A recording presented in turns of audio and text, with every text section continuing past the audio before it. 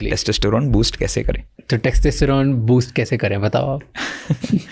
Testosterone boost करने की चीज़ नहीं है। सबसे पहले तो टेस्टोस्टेरोन आपका खुद का हार्मोन नहीं है, ये पर्सनल हार्मोन नहीं है कि आप इसके पीछे पड़ जाओ।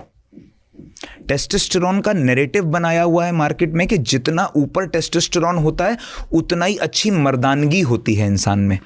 एक जवान जो कि सरहद पे है उसको टेस्टोस्टेरोन की आवश्यकता है, उसके टेस्ट भी होते हैं और उनके भी टेस्टोस्टेरोन 50% 60% के आसपास होते हैं।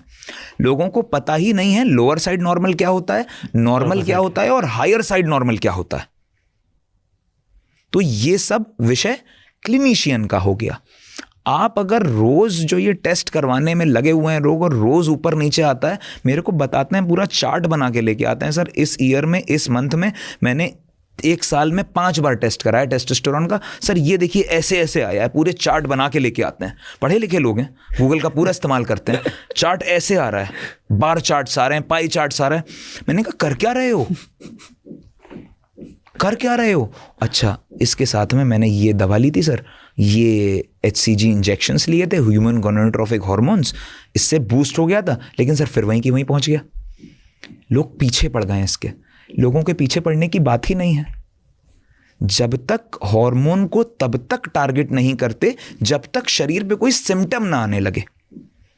आप अननेसेसरीली अपने दिमाग में एक नैरेटिव बना लेते हो कि कुछ भी अगर ऊपर नीचे आ रहा है, ओ माय गॉड मेरा कोलेस्ट्रॉल इतना बढ़ा हुआ है, मेरे को तो हार्ट प्रॉब्लम होके रहेगी। जबकि हो सकता है आपके फादर का कोलेस्ट्रॉल भी बढ़ा रहता हो जनरली, पर वो 90 साल का जीवन जी के खाते पीते पूड़ी खाते हुए गए हैं। ये होता है लोगों में, ये फैमिली हेल्थ की बात होती है।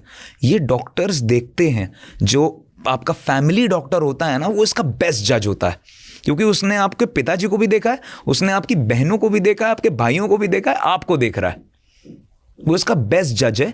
और मोर ओवर वो लोग होते हैं जो बताते हैं कि बेटा तुम्हारा टेस्टोस्टेरोन बिल्कुल ठीक है।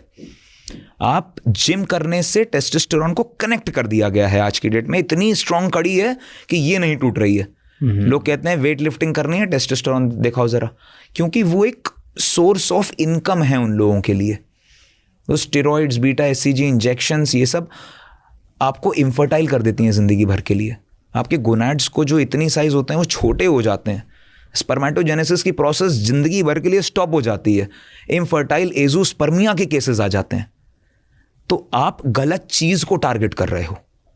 आप अपनी ओवरऑल हेल्थ को टारगेट करो ना, अपनी मेंटल हेल्थ जो आपके हाथ में है, जो कोई भी साइकोलॉजिस्ट, साइकाइट्रिस्ट, यूरोलॉजिस्ट कोई नहीं बता सकता कि मेंटल हेल्थ ठीक है कि नहीं है। आप मेडिटेट करो ना, आप उससे अपने हार्मोन्स को अपने आप में कॉन्फिडेंट हो।